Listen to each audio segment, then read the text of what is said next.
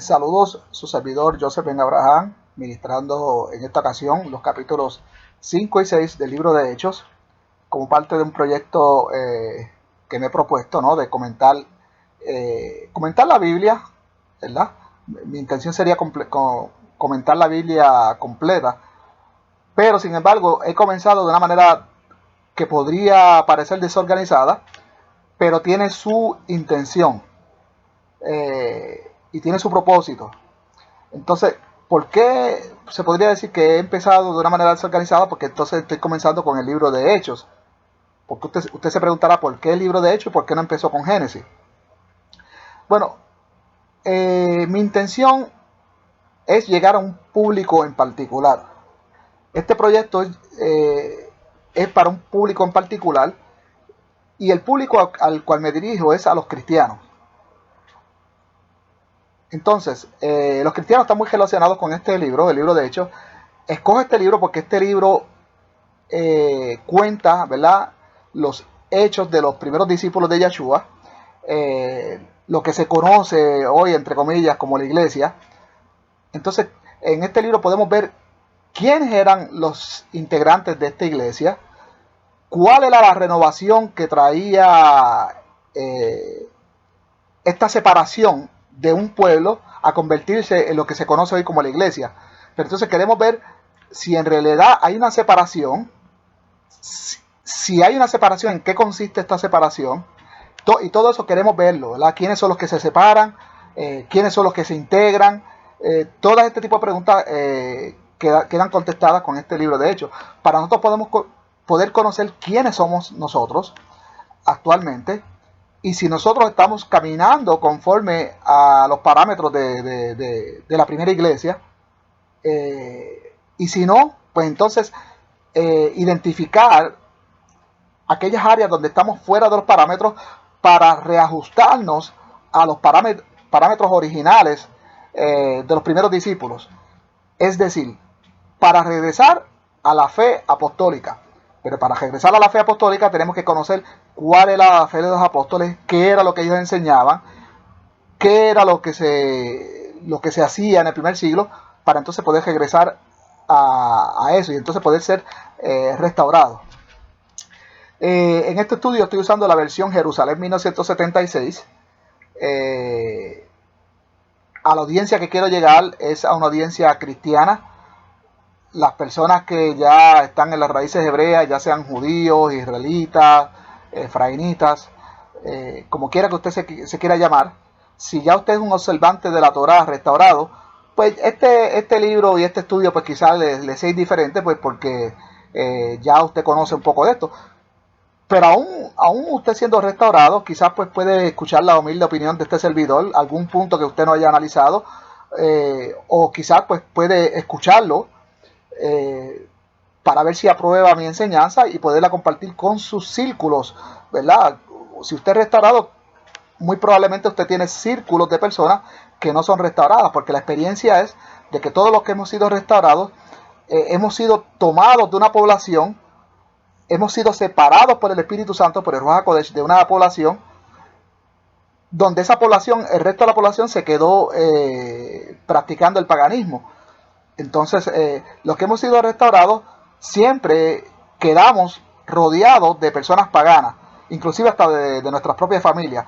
Esa es la experiencia, esos son los testimonios que he escuchado, donde personas son tomadas de su familia, apartadas, y pues no sé por qué ocurre esto, de verdad que no sé por qué ocurre, solo el Eterno sabe. Hay profecías que dicen que los malajim vendrán en un futuro a apartar la cizaña del trigo.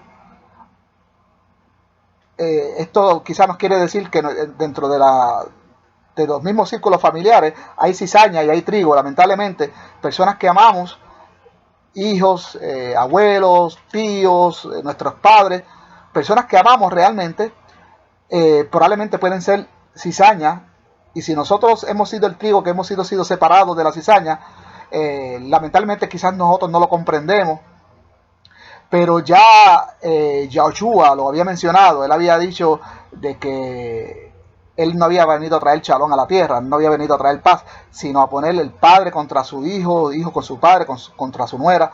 Entonces, en ese contexto es que estamos viendo que muchas personas están siendo restauradas, pero un remanente está quedando sin restaurar. ¿Por qué el Ruach HaKodesh está haciendo eso? ¿Por qué el Ruach HaKodesh en cada familia entra y toma lo que es de él y lo otro lo deja? Pues precisamente por eso. Porque el Ruach HaKodesh, ¿verdad?, sabe, y aquellos malajín, aquellos ángeles que no podemos ver con nuestros ojos, pero que están operando en otra dimensión que nosotros no podemos ver, ellos están separando el trigo de la cizaña. Ellos están entrando a casas enteras, igual que entró el ángel de la muerte en el día de Pascua, allá en Egipto. Ustedes han leído esa historia en la Torá, en Éxodo. Se me olvidó en qué parte del Éxodo es que se narra lo de cuando el ángel entra. Me parece que es Éxodo 12. Me parece que en Éxodo 12 completo, de Éxodo 12 en adelante, Shemot 12 en adelante, es que se narra. Bueno, en Éxodo 12 se empieza a conocer las instrucciones que da el Eterno de cómo prepararse para esta noche de Pesaj, ¿verdad? Cuando iba a venir el malaj de la muerte a acabar con los primogénitos de los misrayim, de los egipcios. Obviamente este ángel nadie lo podía ver. Estaba operando en otra frecuencia que nosotros no podemos ver, en otra dimensión, pero estaba haciendo estragos, entrando casa por casa, tomando a los primogénitos y aniquilándolos. Pues eso mismo está ocurriendo ahora. Estos malajín están operando en otra frecuencia, en otra dimensión que nosotros no podemos ver, una dimensión que es ajena a nosotros, pero a la misma vez está paralela con nosotros. Y ellos están entrando a casas particulares, tomando lo que es de ellos y dejando lo que no es de... Es decir, tomando lo que está en el libro de la vida, aquellos que están inscritos en el libro de la vida, y desechando los que no están inscritos en el libro de la vida. Eso está ocurriendo a nuestros ojos, está ocurriendo a nuestros tiempos, lo estamos viendo. Ese es el testimonio de aquellos que están siendo restaurados. Que familias enteras, familias grandes, solo quizás 1, 2, 3 miembros son tomados de esa familia, y los otros pues tienen un velo que no pueden entender la palabra, no pueden conocerla, no pueden digerirla, y prefieren quedarse cómodos en el paganismo. ¿Por qué? Porque de verdad no les interesa la Torá del Señor, no les interesa la Torá de Yahweh.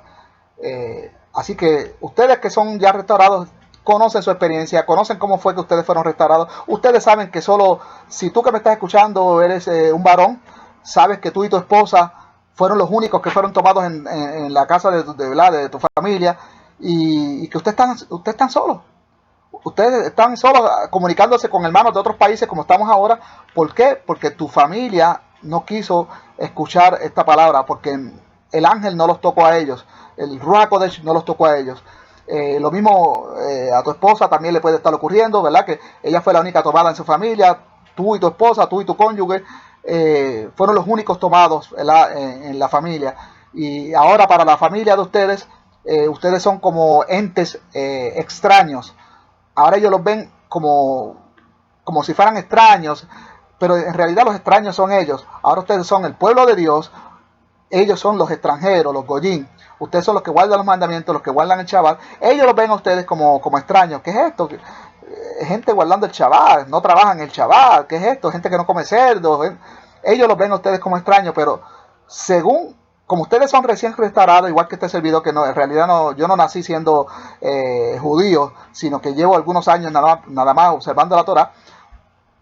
Y en este proceso, mientras más y más y más me voy acostumbrando a la vida de la Torah, ya sigo viendo, ¿verdad?, a los goyim, ¿verdad?, a los paganos, los veo cada vez más como gente extraña. ¿Por qué? Porque me estoy encerrando en mi mundo, me estoy encerrando en el mundo de la Torah, y cada vez las prácticas de los paganos se van volviendo extrañas para mí. Y lo mismo ellos para nosotros, ellos nos ven como extraños, y cada vez cada año que pasa nos ven más encerrados en nuestro mundo, que nos ven como más extraños a nosotros. Así que una vez más he dedicado estos 10 minutos a esta introducción. Como les digo, los que están viéndome, que son restaurados, ya conocen este material, pero mi intención es llegar a aquellos hermanos, ¿verdad?, que son cristianos, que están en la mitad del camino. Están 50% en el paganismo y 50% en la vida hebrea. Entonces, el llamado es a alejarnos de ese 50% del paganismo y ser completamente un pueblo hebreo, el pueblo escogido de Dios. Y aquí en este libro de Hechos vamos a ver que sí, el pueblo escogido se mantiene, que es el pueblo de Israel, y qué mejor que verlo nosotros mismos en este libro de Hechos. En los primeros dos videos, los cuales cubrimos los primeros 4 capítulos, vimos, ¿verdad?, que como más y más y más y cada día más los judíos iban entrando a la fe. Muchos judíos iban aceptando que Yahshua era el Mesías, y entonces se iban separando de las tradiciones que eran mandamientos de hombre para regresar a las sendas antiguas, y iban entendiendo que en la Torá y en los profetas siempre se hablaba de un Mesías, y ya ellos reconocían que Yahshua era el Mesías. Entonces empezamos viendo, ¿verdad?, que estos primeros judíos iban conformando la primera iglesia. Hasta ahora no hemos visto todavía el injerto de los gentiles al pueblo de Israel. Esto todavía no ha pasado. Para aquellos que me están viendo que son católicos, que han sido engañados con la falsa adoración a María, aquí vemos que María no tiene ninguna participación hasta ahora, ni nunca la tendrá, pero lo quiero que lo veamos paso a paso, que usted lo vea en su propia Biblia. De hecho, esta Biblia que estamos tratando, Jerusalén 1976, es una Biblia católica, así que si usted es católico, usted va a encontrar la verdad en una Biblia católica, en su propia Biblia. ¿Por qué? Porque la verdad está en una Biblia católica. Yo vengo del catolicismo, y la verdad, la Torá, la encontré yo en una Biblia católica. Y de hecho fue esta misma, la Jerusalén 1976. Por eso es que la continúo usando, aunque ahora con el espíritu de discernimiento que tengo, ya sé cuáles son las cosas que están erradas en traducción, y qué cosas están malévolamente, ¿cómo podríamos decir?, añadidas, ¿no? Pero como esta Biblia fue la que me ayudó a encontrar la verdad, es la que sigo usando para enseñar. Así que si usted es católico, usted podrá ver, si ya vio los primeros 2 videos, los capítulos 1, 2, 3 y 4 de Hechos, usted ve que María no tiene ninguna participación de liderato, ni nadie. No, ella era una judía igual que todos los demás, era una discípula más. Y era una seguidora más de Yahshua. Ella reconocía que Yahshua era alguien que existía desde el principio. En otras palabras, era su Elohim.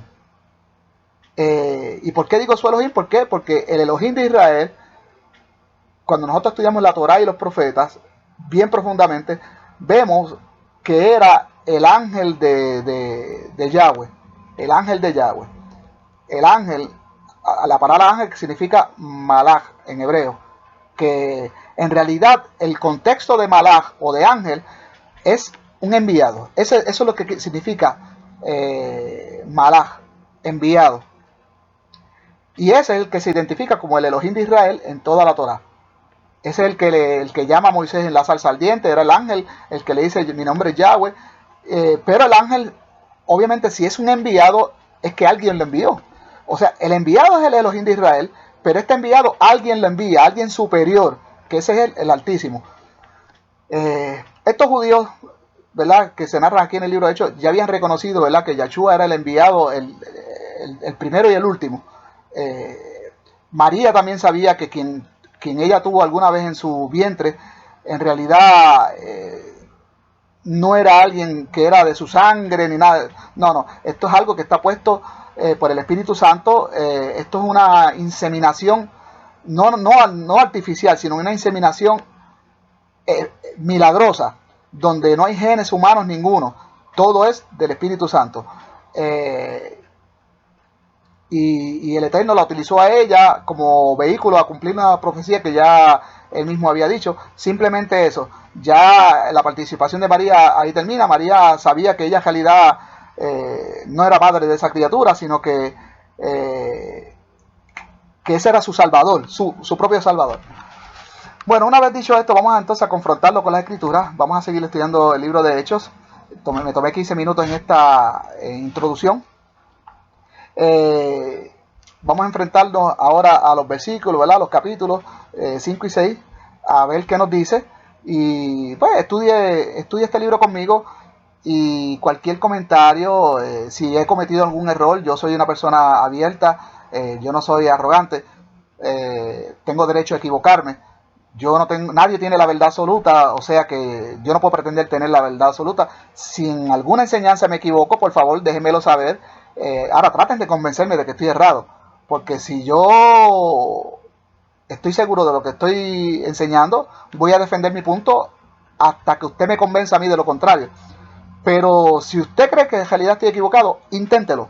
Inténtelo, que le voy a agradecer que me convenza de que estoy equivocado, se lo voy a agradecer toda mi vida. Porque en realidad yo lo que persigo es encontrar la verdad y enseñar la verdad. Yo no quiero enseñar herejías. Así que si usted que me está escuchando entiende que estoy enseñando algo mal, por favor, le pido con toda mi alma que trate por todos los medios de convencerme. Que si logra convencerme, se lo voy a agradecer toda mi vida. Bueno, pues vamos entonces a comenzar. Libro de Hechos, capítulo 5. Un hombre llamado Ananías, de acuerdo con su mujer Zafira, vendió una propiedad. Bueno, como habíamos dicho en los primeros capítulos, aquí se está hablando de que vendió una propiedad, ¿no? Muchas personas cuando ven esta palabra piensan de que es una casa. No, aquí no está diciendo una casa, está diciendo una propiedad, algo que les pertenecía. Pudo haber sido hasta una joya de oro. No sabemos qué, a menos que después, más adelante, los mismos versículos nos lo aclaren. Pero dice una propiedad. Dice, y se quedó con una parte del precio, sabiéndolo también su mujer, la otra parte, la trajo y la puso a los pies de los apóstoles. Aunque aquí dice que se quedó con una parte del precio. Ahora, muchas personas dicen, mayormente judíos ortodoxos que leen esto, que se han atrevido a leer el Nuevo Testamento, muchos se preguntan, pero es que, ¿qué pecado cometieron ellos? ¿Qué pecado cometieron en vender su propiedad y llevar una parte a los apóstoles? No hay ningún mandamiento que diga que tú tienes que hacer eso, excepto del diezmo de tus cosechos, que eso sí, cada israelita tiene el mandamiento de apartar el diezmo del fruto de su trabajo, ¿verdad? Que en el contexto hebreo era de las cosechas, y tenían que llevarlo, ¿verdad? A los Kohanim, a los sacerdotes. Sin embargo, aquí pues se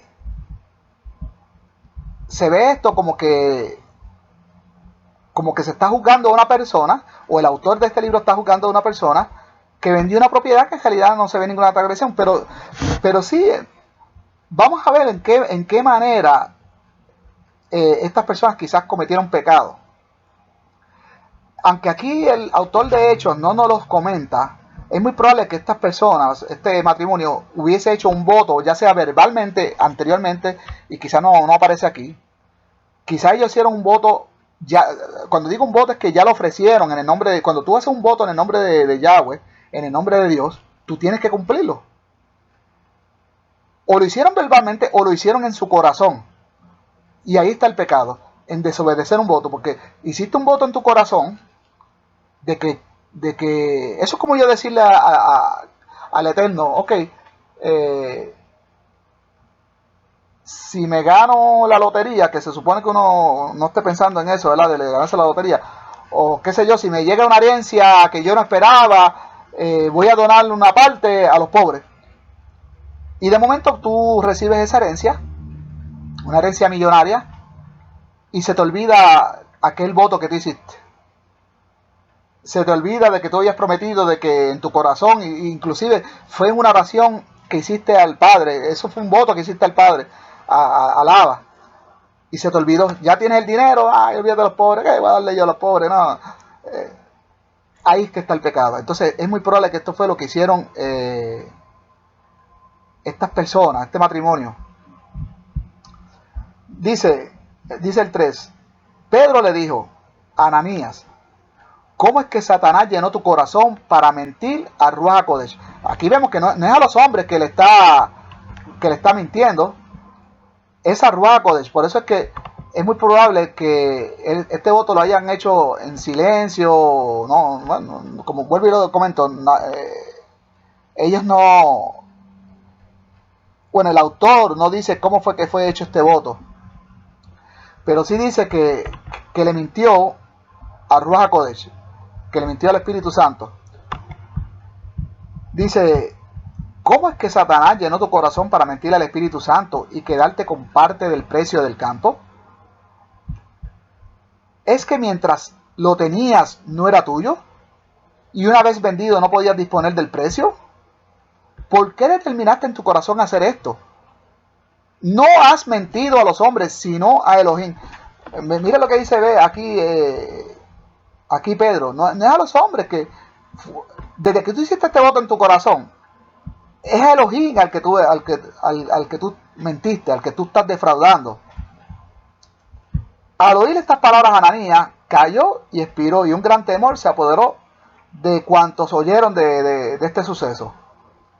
Se levantaron los jóvenes, los amortajaron y le llevaron a enterrar.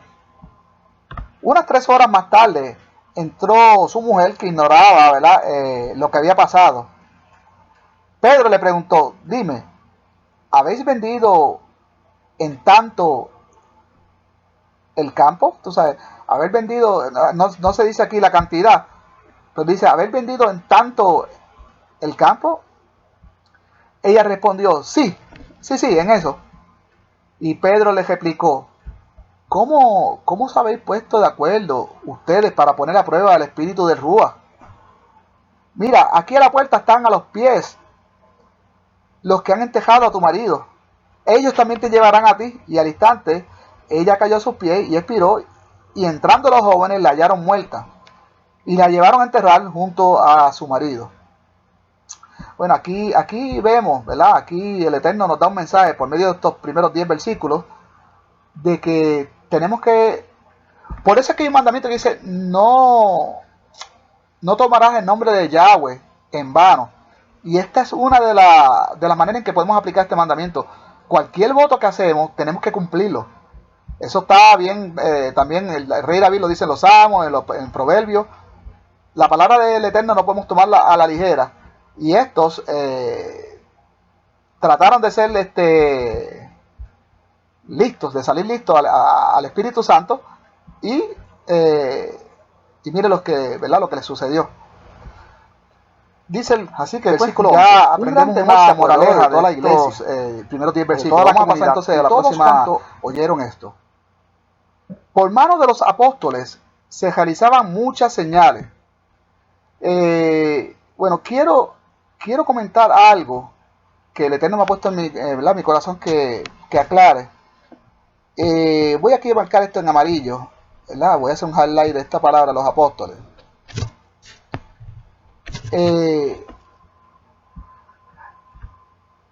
Muchos movimientos han tratado de traducir estos escritos del griego al hebreo. Este libro específicamente fue escrito en griego koiné. El griego koiné tiene muchas particulares y es muy parecido en cuanto a sus características al hebreo, en cuanto a que no usaba puntos de puntuación y estas cosas. Entonces, en las traducciones, como volvemos, se ha destraducido del griego para tratar de reconstruirlo en el pensamiento hebreo, porque obviamente lo que se está narrando aquí son cosas hebreas, de un pueblo hebreo y términos hebreos, pero entonces la realidad es que esto fue escrito en griego. ¿Por qué? Porque se trató de llegar a personas ya ¿verdad?, con mentes helenas, con mentes griegas. Inclusive este tratado, como vimos en el primer capítulo, fue escrita a una persona que aparentemente era un griego. Era un griego, porque si hubiese sido una persona que no es como los otros libros, como el de Mateo, que fueron escritos para comunidades enteras. Que entonces, y a todos ellos pues fue escrito en griego, aunque el de Mateo tenemos evidencia de que fue el original, fue escrito en hebreo. Pero el resto de los libros, como el libro de Lucas, que también, bueno, de eso hablamos en el primer capítulo, no quiero entrar en eso, pero el resto de los libros fueron escritos para una audiencia fuera de Israel, para los exiliados, vamos a decirlo así. Entonces por eso fue que fue escrito en griego. Pero este libro, lo que es este libro y el libro de Lucas, que como le dije, hablamos de eso en el primer capítulo, si quiere saber mi posición ante el libro de Lucas y el libro de Hechos, quienes lo escribieron, vaya al video 1, donde hablé de eso. Estos fueron escritos a una sola persona. Esto no fue escrito por una audiencia masiva, sino estos fueron escritos por una audiencia, para un oyente o un lector en particular. Y este se llamaba, no que se llamaba, porque también hablé de eso en el primer capítulo, pero la persona a quien le fue dirigida esto tenía el título o el nombre de Teófilo. Yo soy de la escuela de pensamiento que pienso que Teófilo era un título, y eso está en el primer video, lo explico. Teófilo no era un nombre propio, sino un título. Entonces, ¿por qué le estoy hablando de todo esto de griego y de los apóstoles, que puse esto en amarillo, puse el nombre de los apóstoles aquí en highlight, ¿verdad? En amarillo? ¿Por qué le estoy diciendo esto? Porque las traducciones a veces nos llevan a errar. Si usted está en las raíces hebreas, usted va a ver que a usted se le dice de que la traducción para los apóstoles es chaliahín, los chaliahín, o un apóstol chaliah. Esa es la traducción que se le ha dado a los apóstoles. Pero, en realidad, acuérdense que esa es la palabra que se le está tratando de dar en el hebreo a lo que se escribió como apóstoles en griego, apostolos. Pero si nosotros, de acuerdo al contexto, si hacemos una traducción más exacta y más precisa, no sería la palabra chaliah la correcta, sino malach o malahim. ¿Por qué? Porque hemos visto de que la palabra malahim no necesariamente tiene que ser para seres celestiales, para ángeles. Acuérdense que la palabra ángel es una mala traducción, una pésima traducción. Es una palabra vacía para la palabra maleach o maleahim. Maleahim, que es el plural de malach. La traducción más exacta, en el contexto exacto de las escrituras, la traducción exacta para malahim o para malach es enviado o enviados. Enviado o enviados. Esa es la palabra exacta para malach o para malahim. Entonces, estos apóstoles, en el contexto que nosotros leemos, ¿verdad? Cada vez que aparece esta palabra de los apóstoles, la traducción correcta en el hebreo que más encaja, no sé por qué muchos mesiánicos hoy en día, ¿verdad?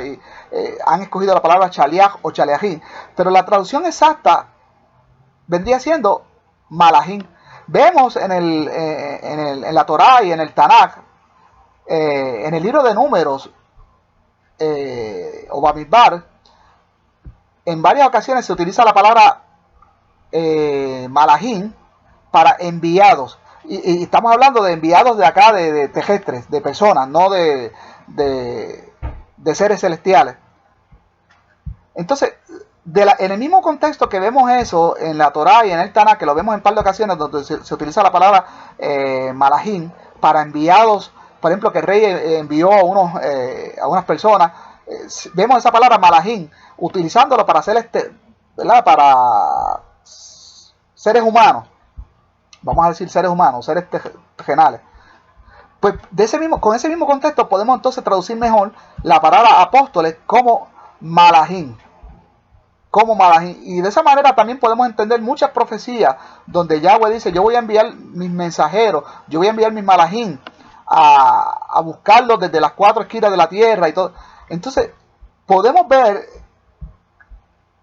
que muchas veces Yahweh podría estar hablando de sus malachim celestiales, pero también podría estar hablando de malachim terrenales. En este caso, estas personas, los 12 que fueron los 12 seleccionados por Yahshua, ellos hacen el trabajo de ser enviados. Ellos son enviados. Ellos fueron enviados a los gentiles, fueron enviados a los judíos. Entonces, la palabra más correcta debería ser malachim en vez de chaliahim. Yo sé que si usted me está escuchando y ya usted es una persona que estudia Torah, los Shabbatot, ya sea mesiánico, nazareno, narratín o como quiera que usted se llame, es muy probable que usted difiera de mí. ¿Por qué? Porque usted le debe una lealtad a su maestro o a sus maestros, ¿verdad? Aquellos que han dado moldura a su doctrina actual. Y de momento pues se encuentra conmigo que le estoy enseñando esto y dicen: no me cuadra, no me encaja. Pero si usted es un estudiante objetivo, usted verá que sí, que puedo tener razón. Tenga en cuenta que estos escritos fueron escritos en griego. No hay manera de chequear, no hay un original en hebreo para ver quién dice la verdad, si sus maestros o yo. Pero probablemente sus maestros tienen razón y probablemente yo tengo razón. O probablemente solo yo tengo la razón y ellos no. O ellos la tienen y yo estoy equivocado. Pero en el contexto, si yo lo comparo con los escritos de la Torah y del Tanakh, donde en ocasiones anteriores se utilizaron seres humanos, y en el hebreo, estamos hablando del hebreo, no de traducciones en español, sino en el hebreo, vemos que en la Torah y en el Tanakh, en varias ocasiones, se utilizan seres humanos y que son llamados malachim. Enviados, o que Moisés envió, o que Josué envió, o que el rey David envió. Entonces aparece la palabra malach o malachim. El primer ejemplo de eso se ve, me parece que es en la parachá pasada. Bueno, digo parachá pasada, ¿verdad? Porque en el momento que yo estoy grabando esto hoy, ¿no? Si usted ve este estudio en algún otro momento del año, pues no sería para usted la pasada. Pero actualmente yo estoy grabando esto, hoy es Shabbat, y hoy precisamente estuvimos estudiando la Parashá 41, que es la de Pinjas. La Parashá pasada fue la 40, que fue la de Balak. En esa paracha de Balak es donde primera vez vemos este concepto, donde se mencionan unos enviados, seres humanos, pero en el hebreo aparece malachim. Y después de esto, me acuerdo que ese mismo Shabbat pasado, buscamos en el Tanakh donde más veíamos esta expresión utilizada en seres humanos, y la vimos en varias ocasiones en el Tanakh. No tengo ahora la referencia, pero si a usted le interesa más el tema, yo con mucho gusto se las puedo facilitar, o usted puede hacer su asignación por separado. Entonces, viendo esos contextos y comparándolos con esto, sí, definitivamente aplica la palabra malachim en hebreo para describir a los apóstoles. Bueno, entonces ya dejando esto claro, vamos a leer el 12 nuevamente. Dice: por mano de los apóstoles se realizaban muchas señales y prodigios en el pueblo, y solían estar solos con un mismo rúa, con un mismo espíritu, en el pórtico de Salomón. Entonces, para que ustedes vean, amados hermanos cristianos, ¿verdad? Que los apóstoles y todos aquellos primeros discípulos, ellos siguieron yendo al templo normal. Nada de su judaísmo cambió, nada de su fe anterior cambió. No es que hay un Viejo Testamento y que hay algo viejo y algo nuevo. No, la fe de los apóstoles es la misma fe de siempre. Ellos siguieron yendo al templo como normal hasta que fue destruido. Ya después que fue destruido, entonces cambiaron las cosas, pero dentro de los escritos canónicos, después que se escribió el último libro de la escritura, o que se canonizó el último libro de la escritura, eso es lo que tenemos. Sabemos ya por fuentes extra bíblicas, ¿verdad?, que después que se destruyó el templo, pues entonces la fe hebrea se alteró. Pero eso sería otro estudio que no quiere entrar en eso. Para eso tendríamos que ponernos a buscar la historia y reunir todos los escritos históricos para poder saber qué fue lo que sucedió después de la destrucción del templo. Pero vamos a concentrarnos en los hechos bíblicos. 13. Pero nadie de los otros se atrevía a juntarse a ellos, aunque el pueblo hablaba de ellos con elogio. Los creyentes cada vez en mayor número se adherían al Señor, una multitud de hombres y mujeres. Esto es importante explicarlo, por eso lo tengo aquí en letras negras, y también lo voy a sombrear en amarillo, porque esto es muy importante para usted que me está viendo. Si usted es cristiano, y mayormente los testigos de Jehová tienen problemas con esta verdad, ¿verdad? Porque en realidad es una verdad que ellos no han enfrentado, porque ellos leen la Biblia cogiendo cantitos de aquí, cantitos de allá, pero cuando tú lees la Biblia en su completo contexto, empiezas a enfrentarte a la verdad. Aquí vemos que cada día más y más se iban adentrando a la fe. Estamos hablando de judíos. Aquí todavía no han entrado los gentiles. Estamos hablando aquí del templo de Salomón, ¿verdad? Del templo allá en Jerusalén, del pórtico de Salomón. Estamos hablando, estos hechos están narrados, Jerusalén como su lugar donde están ocurriendo. Aquí estamos hablando de Jerusalén, ellos están en Jerusalén. No estamos hablando de fuera de Israel, de Corinto, no estamos hablando. Hasta este capítulo todavía estamos en Jerusalén. Mira lo que nos dice aquí el autor, que cada vez iba creciendo en mayor número la iglesia, lo que se conoce como la iglesia. ¿Qué es la iglesia?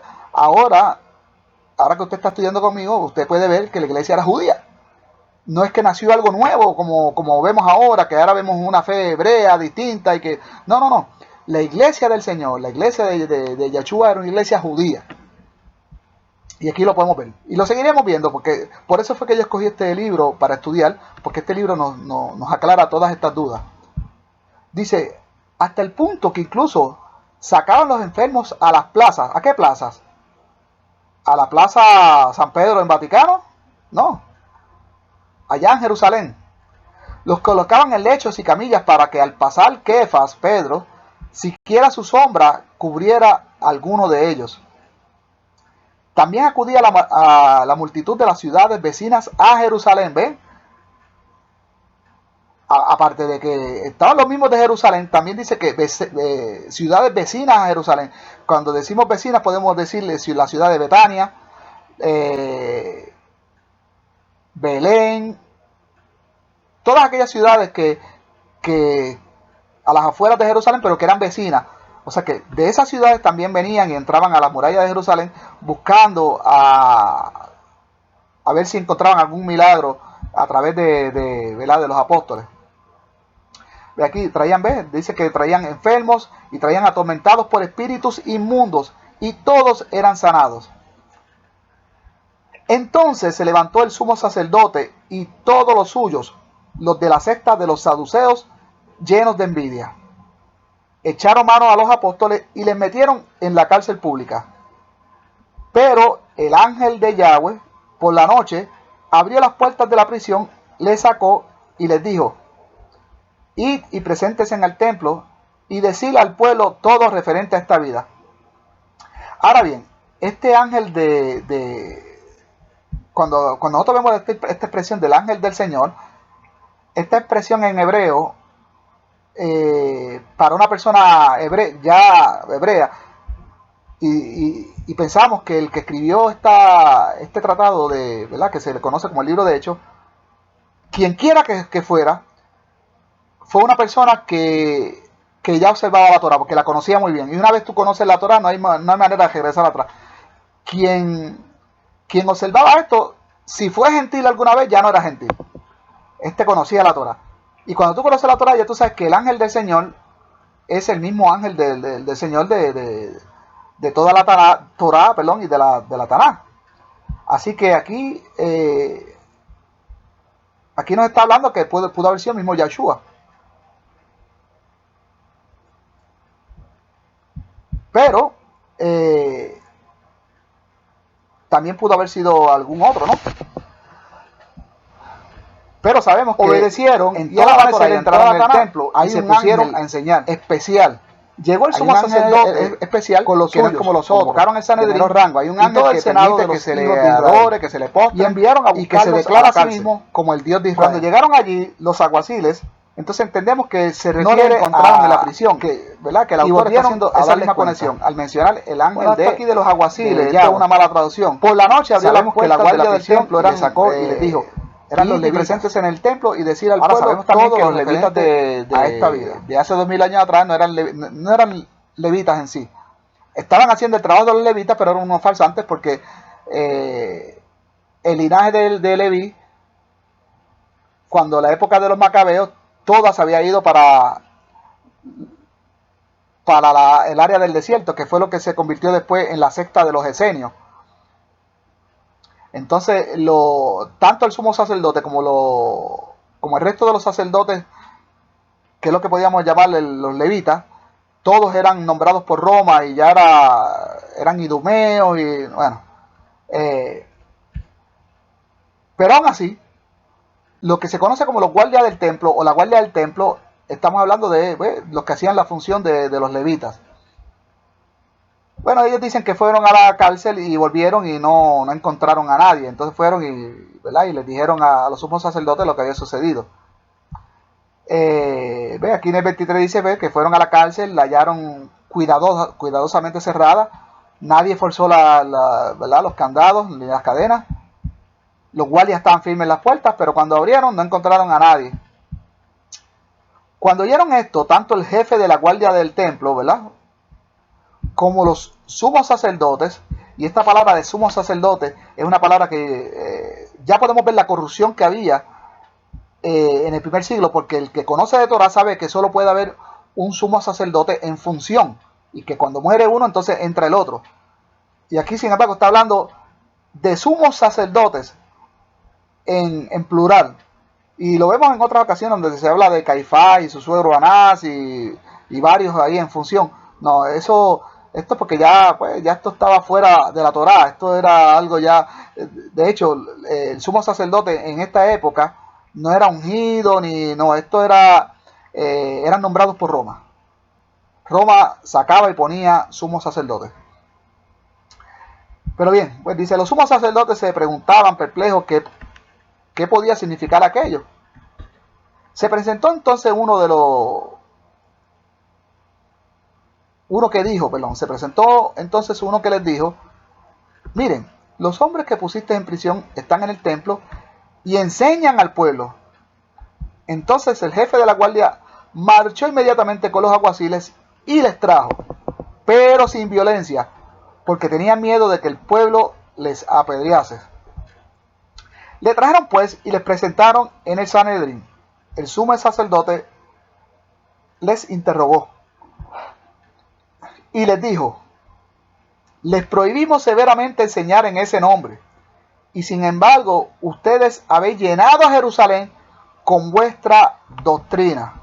Bueno, aquí tengo que hacer una pausa, por eso cuando estaba poniendo estos versículos en el PowerPoint, lo puse en negro, porque es muy importante, pero ahora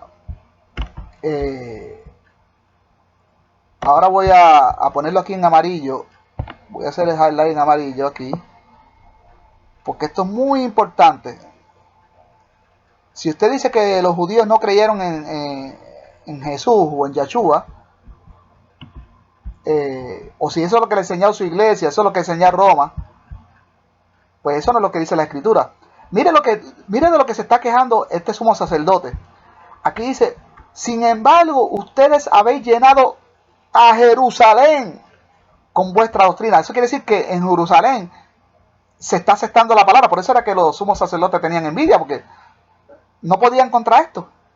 Ya Jerusalén se había llenado con la doctrina. O sea que podemos decir que Jerusalén se había vuelto nazarena. Eso es lo que podemos declarar aquí con este versículo. Jerusalén ya se había vuelto nazarena. Por eso era que también el primer cuartel general o la iglesia matriz de los nazarenos se encontraba en Jerusalén. Y vemos que ya, mira, esto era en el templo que ellos estaban enseñando. Y si estaban enseñando en el templo y los sumos sacerdotes dicen que la doctrina se había regado por todo Jerusalén, es porque estaban teniendo éxito los apóstoles en su predicación. Entonces les dice, aquí dice, ustedes quieren hacer recaer sobre nosotros la sangre de ese hombre. Pedro y los apóstoles contestaron, hay que obedecer a Elohim o a Dios antes que a los hombres.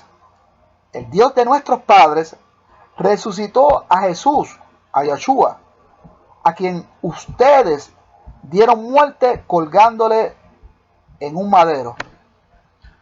Esto lo puse en amarillo porque muchas traducciones dicen madero, pero en realidad esto es una mala traducción de la palabra griega silón. Aquí lo tengo, existe, ¿verdad? Suficiente evidencia para saber de que Yahshua, ¿verdad? Probablemente pudo haber sido crucificado. La crucifixión debió haber sido en un árbol. Así. Es más, el estudio más profundo es que la palabra silón en realidad podría ser de que Yahshua hubiese sido crucificado hasta un árbol de higuera. Y más allá aún de que haya sido la misma higuera que él maldijo. Pero eso es un estudio profundo para otra clase, que si a usted le interesa, pues se lo puede presentar en otra ocasión. Entendemos que Yahshua en realidad lo que salió cargando fue este yugo y no él, porque hay 3 evangelios que dicen que un tal Simón Sirene fue el que cargó el yugo. O sea que Yahshua fue no cargó yugo alguno, sino que fue hasta cuando fue crucificado. O sea que el tal Simón de Sirene cargó este yugo en la parte del hombro y entonces pues fue crucificado, ¿verdad? En un árbol. Los romanos no se iban a dar el lujo de cortar todos los árboles frutales. Imagínense, cuando a Jesús o a Yahshua lo crucificaron, él no fue el primero en ser crucificado. Podríamos decir que él pudo haber sido el número 10.000 en haber sido crucificado, que antes de él ya habían crucificado un montón.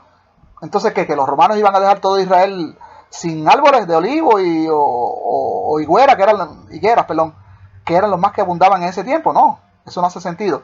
Entonces, pero es todo por una mala traducción, porque la palabra silón que aparece, por ejemplo, aquí en Hechos 5.30, en Gálatas 3.13 y en 1 de Pedro 2.24, la palabra silón se refiere a un árbol, no a un madero. Okay, vamos a la próxima diapositiva, que dice, a este le ha exaltado Dios con su diestra como jefe y salvador, para conceder a Israel la conversión y el perdón de los pecados. Nosotros somos testigos de estas cosas. Y también el Espíritu Santo. El Espíritu Santo en hebreo es Ruach HaKodesh. Y también el Espíritu Santo que ha dado Dios a los que le obedecen. O sea que el Espíritu Santo no es que... vamos a poner esto en amarillo, porque esto es muy importante. Aquellos cristianos que dicen que son engañados, que el Espíritu Santo los reciben y ahí empiezan que brincando para arriba, o ahí se tiran al piso brincando como si tuviesen un ataque de epilepsia y una risería y un desorden. Eso no es el Espíritu Santo, esos son espíritus inmundos. Mire lo que dice, mire una de las características que usted tiene que tener para usted recibir el Espíritu Santo. Lo voy a poner aquí en amarillo. Esta es una de las características para usted poder recibir el Espíritu Santo.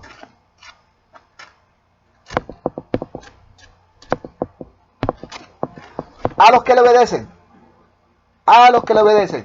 ¿Obedecer qué? ¿Qué tenemos que obedecer? Los mandamientos de Dios. Le hace la carta a Juan, a uno de los apóstoles. Si usted quiere entender lo que está diciendo Pedro, léase las cartas de Pedro y Juan y usted podrá saber de lo que está hablando. A sus discípulos directamente. No le pregunte a su maestro que no sabe nada. No. Pregúntele al discípulo del Señor, los que estuvieron con él. Lea la primera carta de Juan, primera, segunda carta de Juan, o las cartas de ellos, de Juan, de Pedro, y usted podrá saber qué es lo que tenemos que obedecer. Los mandamientos. Si usted obedece los mandamientos, entonces usted va a recibir el Espíritu Santo. De lo contrario, cualquier espíritu que usted reciba, si usted es un desobediente, va a ser un espíritu inmundo. Así que con este versículo usted puede discernir si una persona que ya está recibiendo el Espíritu Santo o está recibiendo un espíritu inmundo, de acuerdo a cómo camina esa persona. Dice el 33, ellos al oír esto se consumían de rabia y trataban de matarlos. Entonces un fariseo llamado Gamaliel, doctor en la ley, en la Torá, con prestigio ante todo el pueblo, se levantó en el Sanedrín, mandó que se hiciera salir un momento a aquellos hombres, se refiere a Pedro y a Juan, y les dijo, israelitas, mirad bien lo que van a hacer con estos hombres. Hace algún tiempo se levantó Teudas, que pretendía ser alguien, y se reunió a su alrededor unos 400 hombres. Fue muerto y todos los que le seguían se disgregaron y quedaron en nada. Después de en los días del empadronamiento, se levantó Judas, el Galileo, que arrastró al pueblo en pos de sí. También pereció y todos los que le habían seguido se dispersaron. Os digo pues ahora, desentendeos de estos hombres y dejadlos, porque si esta idea es, o esta obra de estos hombres, perdón, me distraje, vamos a traer el 38. Os digo pues ahora, desentendeos de estos hombres y dejadlos, porque si esta idea o esta obra es de los hombres, se destruirá. Pero si es de Dios, no conseguirás destruirlas. No sea que ustedes se encuentren luchando contra el mismo Dios. Ok, ellos pues aceptaron las palabras de Gamaliel y entonces llamaron a los apóstoles y después de haberles azotado, o sea que siempre cogieron sus azotes, les intimidaron. Ellos que no marcharon en nombre de la presencia del Sanedrín y les dejaron contentos libres por haber sido considerados dignos de sufrir ultrajes por el nombre. Por el nombre, esto es importante.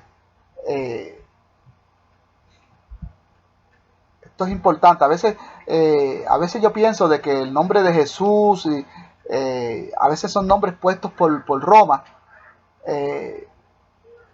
Cuando yo veo esto por el nombre, y cuando yo veo una parte donde Pablo dice, aquel que se le dio nombre sobre todo nombre, eso me lleva a mí a pensar en muchas cosas, pero bueno, no voy a entrar en eso, son cosas mías.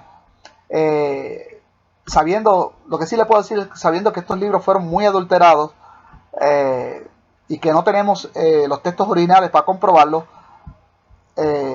pienso que los romanos fueron capaces de cualquier cosa. Pero bien, dice, y no cesaban de enseñar y de anunciar la buena nueva de Mashiach, de Cristo, Jesús, cada día en el templo y por las casas. Bueno, aquí vemos una característica más de los primeros discípulos. Y esta característica es que ellos no hicieron iglesias ninguna. Solo había una iglesia, porque la palabra iglesia va dirigida a personas, no a una estructura física. Cuando empezaron los primeros discípulos a reunirse, ellos no construyeron templos, ellos no construyeron estructuras físicas ninguna, sino que ellos iban al templo, porque para ese tiempo no estaba destruido. Ellos tenían toda su mente puesta en el único templo, que es el templo del Señor, donde el Señor escogió poner su nombre. Y la otra característica particular era que se reunieran en casas, en el templo y en casas. No con el modelo que se ha hecho ahora, de que se han hecho, primero que se recogen diezmos ilegales, se ultrajan a las ovejas, se construyen enormes edificaciones y se le llama y que casa del Señor. En otras palabras, son hasta blasfemias, ¿no? No, para una mente hebrea solo hay un templo. Solo hay un templo, que era el templo de Jerusalén, que fue donde el Señor escogió poner su nombre. Y en las casas, lo que se llamaba los Beit Midrash, que eran casas de estudio, casas de oración. Ese es el modelo donde nosotros tenemos que apuntar. Como no tenemos templo, el templo está destruido, entonces si queremos regresar a las raíces hebreas originales, tenemos que entonces reunirnos en casas particulares. ¿Para qué gastar dinero en templos? En templos que la verdad que primero que la presencia del Eterno no va a estar ahí, y menos cuando son templos construidos con dinero ilegal, a veces hasta robado, dinero que viene hasta de la droga, algo que ni Dios autorizó. Y Dios es muy celoso, nuestro Elohim, nuestro Dios es muy celoso. Nosotros no podemos hacer cosas que están fuera de las instrucciones de Dios. Nosotros no podemos adorar a Dios fuera de sus instrucciones. Él nos da unas instrucciones de cómo adorarle. Cualquier adoración que se le dé al Eterno que no sea dentro de sus instrucciones es abominación. Si no, pregúnteles a los hijos de Aarón qué pasó por traer fuego extraño ¿verdad?, a los incenciarios, y cómo el Señor los consumió por haber traído un fuego extraño. No se puede tomar la palabra del Eterno a la ligera. Estos templos que las iglesias cristianas han hecho alrededor del mundo, inclusive si vemos de cierta manera hasta las sinagogas también juegan este papel, van en contra del diseño de Dios. Vemos que Yahshua se reunía en sinagogas. Vemos que Yahshua se reúne en sinagogas, pero las sinagogas que nosotros leemos en el primer siglo no son las sinagogas de ahora. Inclusive si usted va a Cafarnaúm, usted va a ver las ruinas de una sinagoga, pero esa sinagoga está construida encima de una sinagoga antigua. Las sinagogas antiguas en realidad eran casas. La palabra sinagoga viene de la palabra griega sinagogué, y ese no es el concepto antiguo. El concepto antiguo hebreo era Beit Mikdash, que era una casa de estudio. Las antiguas sinagogas, probablemente la sinagoga donde entró Yahshua en Cafarnaúm, era una casa. Era una casa que se había determinado quizás algún cuarto para estudio. ¿Por qué? Porque después se han encontrado sinagogas antiguas, más antiguas que esta de Cafarnaúm, que se ve, ¿verdad?, que se ve como ya esto parece ya un templo grande, un templo bastante amplio. Pero las sinagogas que se han encontrado en la arqueología antigua eran casas donde habían cuartos para la vida cotidiana, y donde había un lugar preparado para el estudio, donde se reunían algunos hermanos. Acuérdense que antes, para hace 2000 años atrás, Cafarnaúm, Bethsaida y estas eran aldeas. Si usted va ahora mismo a Israel y va en estas ruinas, usted va a ver que esos son, yo no he ido, pero he visto muchos videos y es como si ya hubiese estado ahí, y en realidad son pequeñas aldeas, eran aldeas pequeñitas. A veces muchas traducciones ponen como ciudades, y no es lo mismo. Una mala traducción cambia la perspectiva de algo. No es lo mismo que usted vea en una escritura la palabra aldea que usted vea la palabra ciudad. Usted ve la palabra ciudad y usted se imagina, wow, una ciudad grandísima. No, eran aldeas. Así que en esa perspectiva usted puede ya saber lo que era una sinagoga antigua para los tiempos de Yahshua. ¿Y qué tipo de sinagoga fue la que visitó él? Capítulo 6.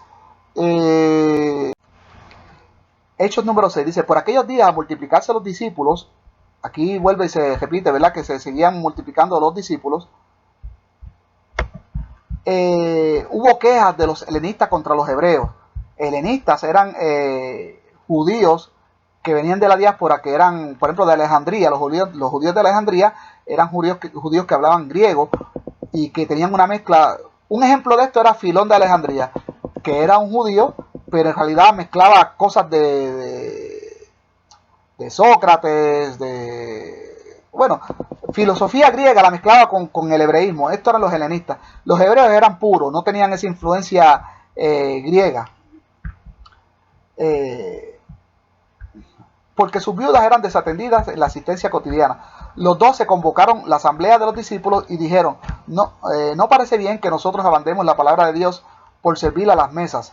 Por tanto, hermanos, buscad de entre vosotros a 7 hombres de buena fama, llenos del espíritu y de sabiduría, y los pondremos al frente de este cargo, mientras que nosotros nos dedicaremos a la oración y al ministerio de la palabra. Mira lo que se dedicaban los apóstoles: a la oración y al ministerio de la palabra. No al liderato, no a enriquecerse, ni nada de lo que vemos ahora de los supuestos apóstoles modernos. Pareció bien la propuesta a toda la asamblea, para que ustedes vean que esto fue decidido, que ni los mismos apóstoles quisieron imponer, sino que los apóstoles hicieron una sugerencia. Pareció bien a toda la asamblea, a todo el pueblo, a toda la comunidad, y escogieron a Esteban, hombre lleno de fe y del Espíritu Santo, a Felipe, a Procoro, a Nicanor, mira, estos son nombres griegos, a Timón, a Parmenas, a Nicolás, otro nombre, ¿verdad?, que viene de griego, bueno, dice prosélito de Antioquía, ¿ves? Los presentaron a los apóstoles y, habiendo hecho oración, les impusieron las manos. Esto de imponer las manos es algo también hebreo. Esto siempre se hacía cuando se iba a elegir un sacerdote. A Josué también se le pusieron las manos, los reyes. Esto era ya hasta un mandamiento, ¿no?, en la Torá. La palabra de Elohim iba creciendo en Jerusalén. En Jerusalén se multiplicó considerablemente el número de los discípulos. ¿Ves lo que hablamos en un capítulo anterior? Cómo iba creciendo en Jerusalén. Y multitud de sacerdotes. Entonces esto sí que tengo que ponerlo en amarillo. Tengo que hacerle highlight. Multitud de sacerdotes, de los Coanín. Esto quiere decir que de los mismos que habían crucificado y habían negado a Yeshua, de los mismos que participaron quizás hasta en su muerte, habían comenzado a creer. Y eso lo vemos porque Pedro lo da a entender en un discurso. Dicen, y multitud de sacerdotes iban aceptando la fe. ¿Usted sabe lo que es eso? Que usted como católico, como cristiano, le han enseñado que los judíos no aceptaron a Yeshua. Y aquí mismo el libro de Hechos, o el autor de Hechos, nos está diciendo de que si dice que en Jerusalén cada vez más iban, ¿verdad?, en un número considerable, iban creciendo el número de discípulos, y también una multitud de sacerdotes iban aceptando la fe. Eso está queriendo, y si sabemos que los que mayormente estuvieron implicados en la muerte de Jesucristo, de Yeshua, fue la élite de Jerusalén, esto quiere decir que muchos de los que le crucificaron después comenzaron a aceptar que él era el Mesías. Esteban, lleno de gracia y de poder, realizaba entre el pueblo grandes prodigios y señales. Se levantaron unos de la sinagoga llamada de los libertos, cirenenses y alejandrinos, y otros de Sicilia y Asia, y se pusieron a disputar con Esteban, pero no podían resistir a la sabiduría y al Espíritu Santo con que hablaba. Entonces sobornaban entonces vamos a pasar para que a la dijeran, próxima nosotros diapositiva. hemos oído a este pronunciar palabras blasfemas Vamos a pasar entonces contra para Moisés y contra Elohim. De esta forma amotinaron al pueblo, a los ancianos y escribas. Vinieron de improviso, les prendieron y le condujeron al Sanedrín. Presentaron entonces testigos falsos que declararon: este hombre no para de hablar en contra del lugar santo y de la ley. Pues hemos oído decir que Jesús, ¿verdad?, de Nazaret, destruirá este lugar y cambiará las costumbres de Moisés. Fijando en él la mirada, todos los que estaban sentados en el Sanedrín vieron su rostro como el rostro de un ángel. Si aquí vemos, dice de que iba a destruir el lugar, ¿verdad?, el templo, y que iba a cambiar las costumbres, ¿verdad? Este versículo 14 ha hecho pensar a muchos teólogos de que este tratado, ¿verdad?, conocido como el libro de Hechos, es un tratado, lo que llama post-eventum. Se piensa por este versículo de que ya el templo había sido destruido, y ¿verdad?, porque aquí se dice que destruirá este lugar y cambiará las costumbres que Moshe nos ha transmitido. Y esto es porque muchas cosas en realidad pues cambiaron cuando se destruyó el templo. Obviamente, después que se destruyó el templo, prácticamente la vida del israelita desaparece porque toda la vida de Israel de acuerdo a la Torá, está centrada en un templo.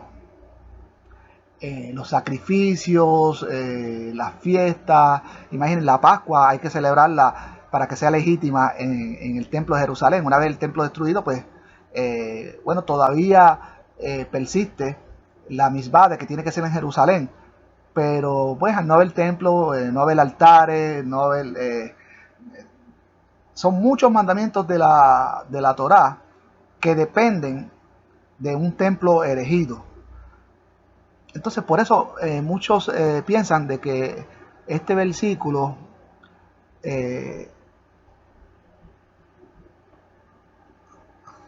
el autor, aunque está hablando de unos eventos futuros, pero escribe este tratado sabiendo de que el templo ya había sido destruido. No sé si me estoy explicando bien, pero para muchos historiadores o muchos críticos, estos versículos le dan a entender de que el templo ya había sido destruido. Para explicarme mejor, si nosotros vamos a hablar de las Torres Gemelas, ahora sabiendo que fueron destruidas y lo importante que eran las Torres Gemelas para aquí, para Estados Unidos, si nosotros vamos a escribir una narración, ya sabiendo que las torres fueron destruidas, si escribimos una narración de cómo fueron los hechos antes de que las Torres Gemelas se destruyeran, de que ya habían previas amenazas, inclusive al mismo presidente ya el Departamento de Inteligencia le había hecho llegar estas amenazas de que inclusive de que iban a ser destruidas las Torres Gemelas, de que iba a haber un atentado terrorista terrible en Nueva York. Pues cuando tú vas narrando esto, no necesariamente tú tienes que decir que las Torres Gemelas ya habían sido destruidas. Esto es lo que está pasando aquí. No sé si me estoy explicando bien, y creo que la hora, aunque no lo crean, son las 2:30 de la mañana y mi mente no funciona como debe de funcionar. Para un crítico, un versículo como este te puede dar la sospecha de que sí, del templo pudo haber sido destruido para el momento en que se escribió esto. Yo lo trato de mirar desde mi mente crítica y sí, podría tener sentido eso, pero eso lo dejo a la conclusión de cada persona. Bueno, déjame terminar ya este versículo porque de verdad que ya no me quedan municiones para terminar este estudio. Dice, fijando en él la mirada, todos los que estaban sentados en el Sanedrín vieron su rostro como el rostro de un ángel. Fin de esta porción. Volvemos analizando este versículo.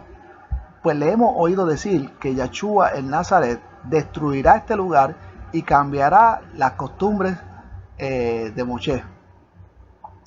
El libro de Lucas también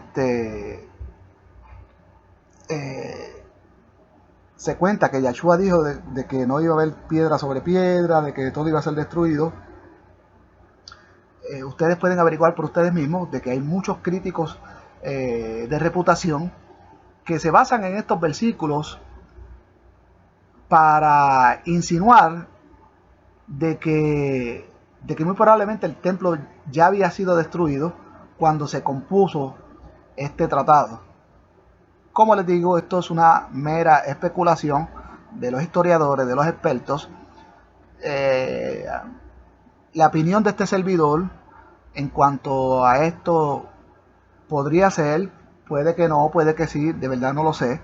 Me hace sentido de momento este cuestionamiento de los estudiosos, pero también tengo mis objeciones, así que no sabría decirles, ¿verdad?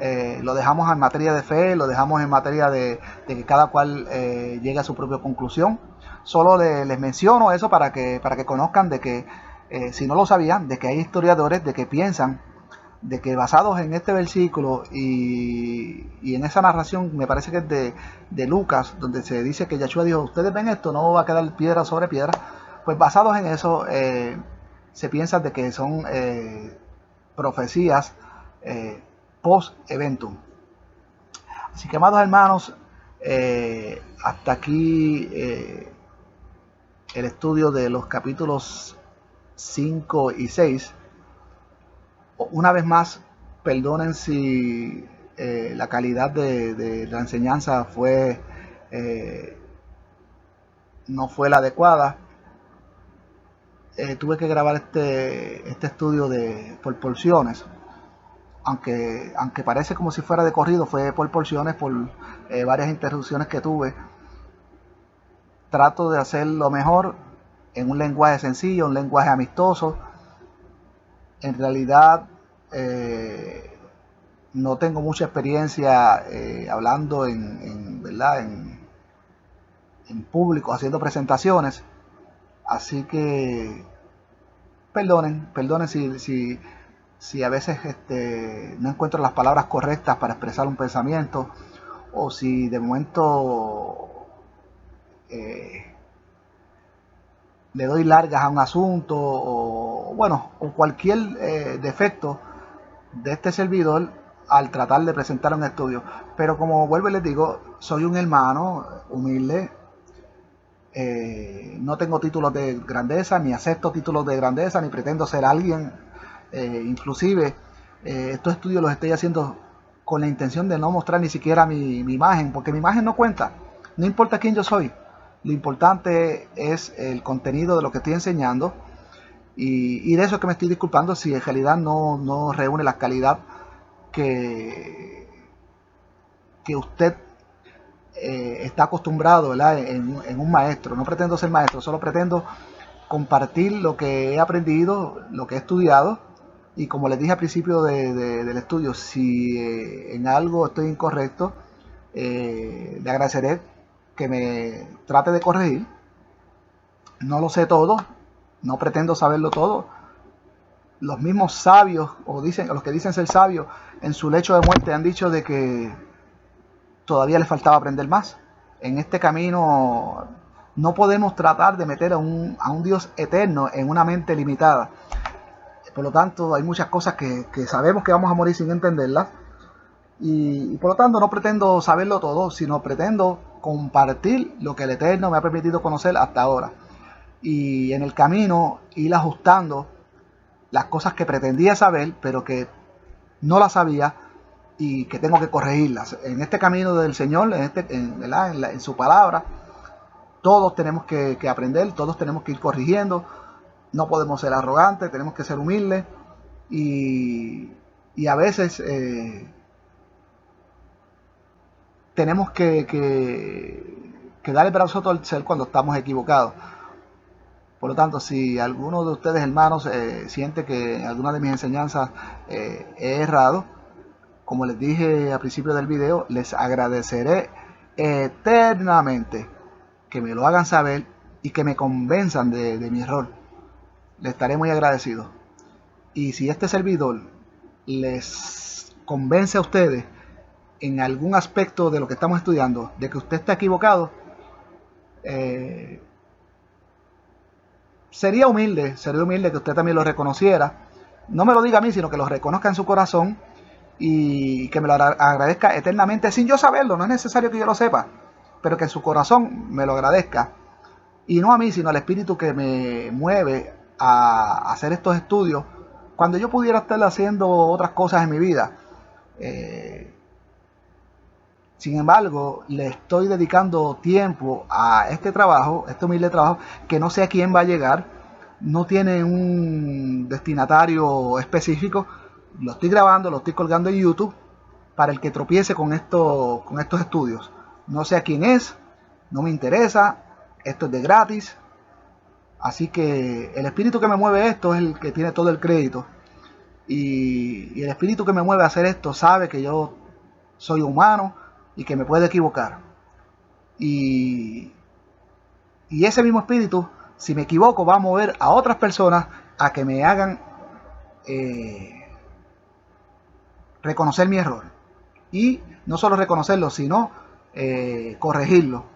Esa es mi oración de todos los días, de que el Eterno me lleve a la verdad, aunque la verdad vaya en contra de lo que yo pienso o lo que yo creo. Lo que quiero es saber la verdad y compartir la verdad, y que todos estemos en una misma verdad, unánimes en una misma verdad. Así que, amados hermanos, aquí termino este capítulo 5 y el capítulo 6. Y pues si les gusta este estudio, pues compártalo con otros hermanos, para que entonces el mensaje pues se difunda. Espero que los próximos capítulos poder estar más centrado. Honestamente, esta semana hubo como un espíritu o algo que no me dejó hacer este trabajo a tiempo. Lo he hecho hoy a corre por secciones. Ahora mismo yo quise hacer este estudio más temprano, y mira, me tocó a esta hora, a las 2:30, terminarlo, donde mi mente ya está más cansada, las palabras, ya no me llegan las palabras correctas. Aún así, ahora mismo, amados hermanos, tengo la tentación de borrar este estudio y no grabarlo, porque yo mismo siento que no me siento conforme en la manera en que me expresé. Cualquier persona que me oye dirá, bueno, pero este muchacho no se sabe expresar. Yo mismo reconozco que no quedó bien, pero sin embargo ya son como 2 horas de grabación que de verdad si lo quito, sé que no lo voy a volver a hacer. Entonces prefiero dejarlo así. Solo le pido que me disculpen si en algunas ocasiones no me supe expresar bien. Y nada, que me tome como un hermano el cual quiere llegar a ustedes de la manera más humilde. Así que, amados hermanos, bueno, les deseo una buena semana. Si les gusta este estudio, esté pendiente a los capítulos que vienen, donde se va a poner un poquito mejor la cosa. Y bueno, Shalom Alejem.